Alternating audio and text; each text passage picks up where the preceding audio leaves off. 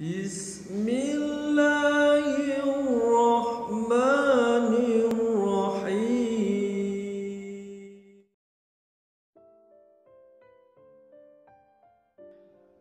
Assalamualaikum warahmatullahi wabarakatuh. Alhamdulillahirabbil alamin. Wassalatu wassalamu ala asrofil anbiya'i wal mursalin sayyidina wa maulana Muhammadin wa ala alihi wa sahbihi ajma'in. Pada kesempatan kali ini saya akan menjelaskan tentang pertanggungjawaban umur, masa muda, ilmu pengetahuan, dan harta. Ada seorang pengusaha besar berumur sekitar 65 tahun. Terkenal, asetnya tidak lagi terhitung. Suatu hari, pengusaha kita ini bertemu dengan seorang teman wartawan. Terjadilah dialog. Sang wartawan bertanya kepada pengusaha kita, "Umur Bapak berapa tahun?"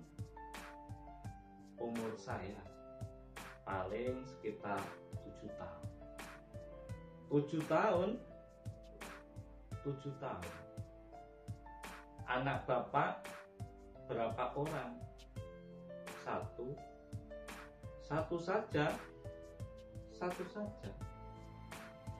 Berapa harta Bapak?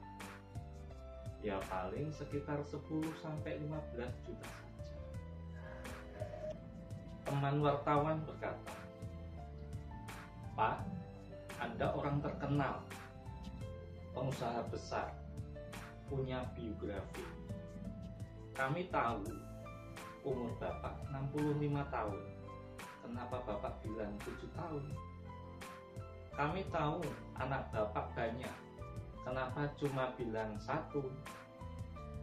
Harta Bapak, aset sudah tidak ternilai. Kenapa Bapak bilang cuma 10-15 juta rupiah saja?" Senyum getir seorang pengusaha menjawab, "Kau benar. Umur saya kalau jumlahnya sih memang 65 tahun. Tapi dari 65 tahun umur saya itu, rasa-rasanya baru 7 tahun yang ada artinya di sisi Allah. Yang lain sisanya dipergunakan untuk menumpuk dosa. Anak, kau juga tahu anak saya banyak.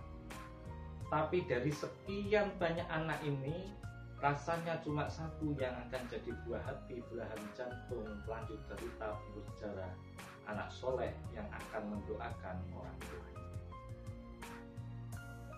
Yang lain susah diurus anak saya itu. Mengenai harta Bapak, kau juga benar. Harta saya tidak terhitung. Pabrik di mana-mana. Di tiap bank hampir ada deposito saya. Tapi dari sekian banyak harta itu, yang saya ingat baru sekitar 10-15 juta yang saya belanjakan di jalan Allah Subhanahu wa Ta'ala. Saya sumbangkan di masjid, saya bantu madrasah, saya bantu yatim piatu, dan itu yang akan menjadi milik saya yang sebenarnya. Yang akan saya bawa menghadap Allah, saya bawa ke alam kubur.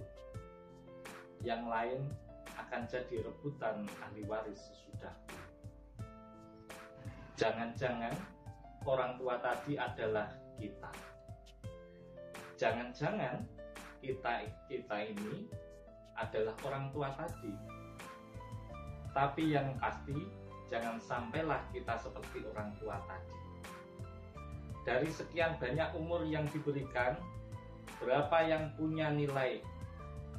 Di setiap dari sekian banyak anak titipan Allah kepada kita, berapa yang ada jadi anak soleh? Buah hati, belahan jantung, lanjut cerita sejarah. Dari sekian banyak harta kita, berapa yang sudah kita belanjakan di jalan Allah, yang artinya akan jadi milik kita sebenarnya. Banyak ketidakadilan yang terlepas dari pengadilan dunia. Orang-orang yang berbuat kebaikan tidak mendapat perlakuan yang pantas di dunia ini. Sering kehidupan jadi rancu. Yang benar dihianati, pengkhianat dibenarkan. Yang tuntunan jadi tontonan, yang tontonan malah jadikan tuntunan.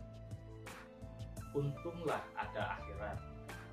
Bukan sekedar melepas diri dari ketidakberdayaan kita menghadapi sistem, tapi cermin tidak satu ketidakadilan yang bagaimanapun kecilnya yang terlepas dari pengadilan dunia akan terlepas juga di pengadilan akhirat. Dan inilah keadilan. Karena itu, kali ini saya ingin menyampaikan sebuah hadis tentang apa yang harus kita pertanggungjawabkan di hadapan Allah Subhanahu wa Ta'ala. Besok di hari kiamat tidak akan bergeser kaki seorang hamba sebelum menjabat terlebih dahulu tentang persoalan umur yang diberikan kepadanya akan diminta tanggung jawab.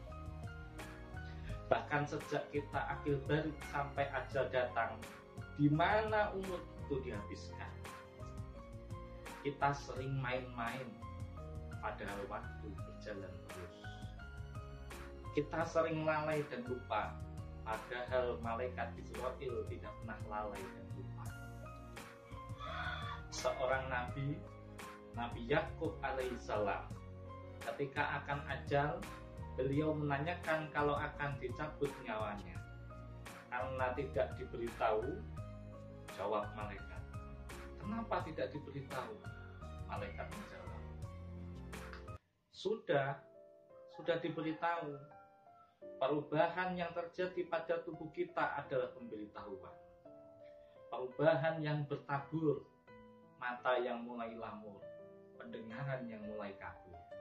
Itu semua pemberitahuan kepada kita bahwa umur akan dimintakan pertanggungjawaban. Di mana umur itu dihabiskan.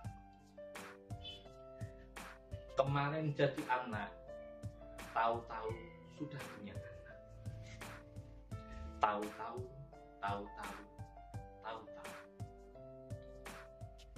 Buat apa umur panjang kalau cuma untuk menimbun dosa dan kesalahan? Lebih baik umur yang panjang tapi untuk koleksi berbagai kebajikan. Kita berleha-leha menghabiskan yang untuk sesuatu yang tidak punya nilai akan dimintakan pertanggungjawaban di hadapan Allah Subhanahu wa Ta'ala. Yang kedua, masa muda. Pernah diberikan umur muda di mana kau habiskan atau untuk sesuatu yang bermanfaat. Dahulu ada seorang selebriti namanya Malik bin Dinar. Namanya saja sudah Malik bin Dinar, Raja bin Uang. Suatu malam di rumah mewahnya datang seorang pengemis, bertanya kepada penjaga pintu, siapa yang punya rumah ini? Bos saya, Malik bin Dinar. Orang kaya, selebriti. Apa orang merdeka? Lalu orang itu tersenyum. Sampaikan kepada tuanmu, Malik bin Dinar. Dia memang orang merdeka. Kalau dia tidak merdeka, bukan seperti ini pekerjaannya. Dia memperturutkan hawa nafsunya. Kalau dia hamba-hamba Allah, tidak akan begini pekerjaannya. Waktu selesai pesta hura-hura, maka disampaikan kepada Malik bin Dinar. Setelah dia mendengar orang tua yang misterius itu, malamnya dia bermimpi kiamat datang. Dia akan dimasukkan ke dalam neraka. Karena itulah dia bertaubat dan kemudian menjadi ahli sufi yang terkenal, Malik bin Dinar. Masa muda akan diminta pertanggungjawaban. Yang ketiga, ilmu yang kau miliki, kemana ilmu itu diamalkan? Untuk mencerdaskan atau membodohi orang-orang yang memang sudah bodoh, untuk mengantar orang lain agar menjadi hamba-hamba Allah, atau agar orang lain menghamba kepadanya. Ilmu akan dimintakan pertanggungjawaban. Yang terakhir, kita akan dimintakan tanggung jawab tentang harta kita. Dari mana dan kemana aja kau belanjakan. Tentang ilmu, pertanyaan akhirat cuma satu. Ilmu kau amalkan untuk apa? Tentang pertanyaan umur pun hanya satu. Umurmu kau habiskan di mana? Tentang masa muda, pertanyaannya juga cuma satu. Masa mudamu digunakan buat apa? Tapi pengadilan akhirat bertanya-tanya tentang hartamu. Kau dapat dari mana dan kau belanjakan kemana? Dari mananya dan kemananya? Kadang didapat dari cara yang benar, tapi dibelanjakan untuk yang tidak benar. Atau bisa juga didapat dari cara yang tidak benar, dibelanjakan pada jalan yang benar. Itu pun tidak mungkin kedua-duanya. Pemirsa yang berbahagia, mudah-mudahan kita tidak bernasib seperti orang tua pengusaha di awal pertemuan kita. Semoga kita menjadi orang yang bertanggung jawab, baik umur, masa muda, ilmu pengetahuan, dan harta yang dititipkan Allah kepada kita, tidak satupun yang akan luput dari pengadilan akhirat. Demikian yang dapat saya sampaikan. Mudah-mudahan ada manfaatnya. Wallahul muwaffiq ila aqwamit thoriq. Assalamualaikum warahmatullahi wabarakatuh.